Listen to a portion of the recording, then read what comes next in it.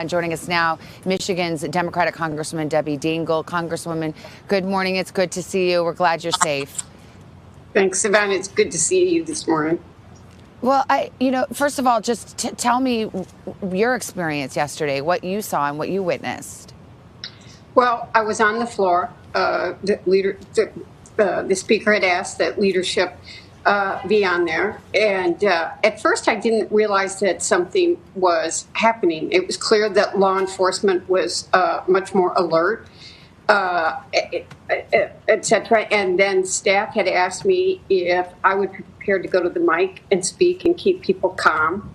Even that didn't quite click. But I said, of course, and then we saw the leadership was immediately right after that taken away. Then I was still being told to speak, and suddenly the law enforcement came in, told us to sit in our seats, to pull out the gas masks that we may need to get on the floor. Then we began to hear the crowds. We heard the pounding on the doors. I heard gunshots. One of my colleagues from Michigan, a Republican colleague, had been trying to bring a bench to block the door and heard the gunshot and dropped that and dropped. And then you began to realize that this was serious. And then ultimately we were quickly escorted out. Unfortunately, not very far from where the woman was shot and killed yesterday, and taken, a number of back ways and tunnels and to an undisclosed location where we were for several hours.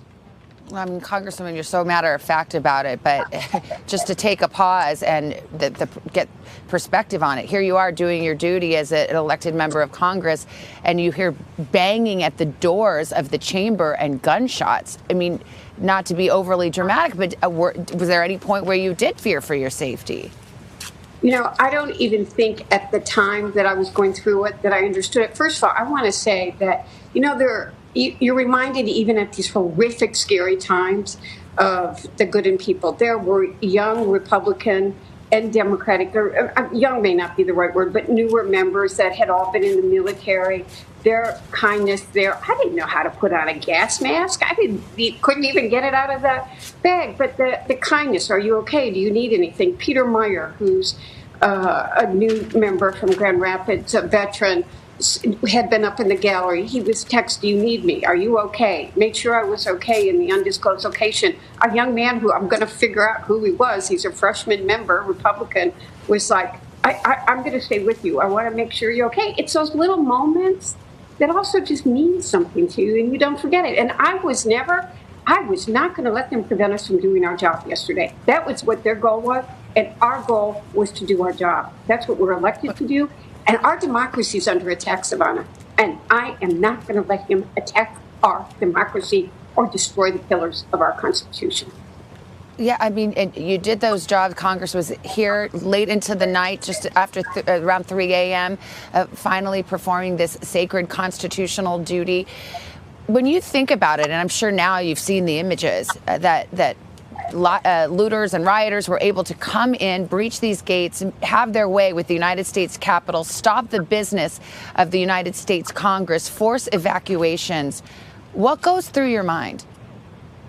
Well, looking at these pictures this morning, remember, we didn't have access to television. So I'm looking at some of these pictures now for the first time. It scares me. And they shouldn't have been allowed to have gotten in. We're going to have to really look at the bravery of law enforcement yesterday, the men and women who came in, who kept us safe. That's the picture, and I know exactly where that is. And, when we went back into the Capitol, these windows are gone now. They're empty glass panes. You can see the missing, I posted on my Facebook this morning, of the holes in the back door of where we walked to the rotunda from the House, the windows to the Capitol that have centuries of history that have been destroyed. And there's one picture I find particularly offensive. Gerald Ford, a Republican president from Michigan. I'm very proud to be on the Gerald Ford Library Board. He was one of the most decent human beings that ever served this country in that job. And a Trumper standing on the statue. It just is, everything's anathema to what he was. So, yeah, I guess I look at this and say maybe I should have been more afraid, but it makes me angry. It just makes me very angry. And we have to ask the question, why wasn't the National Guard at least on call there? The decision of the president not to let the Defense Department allow the National Guard to get to the Hill. It was Vice President Pence. Let's be really clear about what happened. It was he. So that both Virginia and Maryland had said, we're sending our National Guard before we could get the D.C. National Guard because of politics still at the White House. They did not want us to do our job. They did not want that. I shouldn't use the word they. One person did not want us to get that vote certified.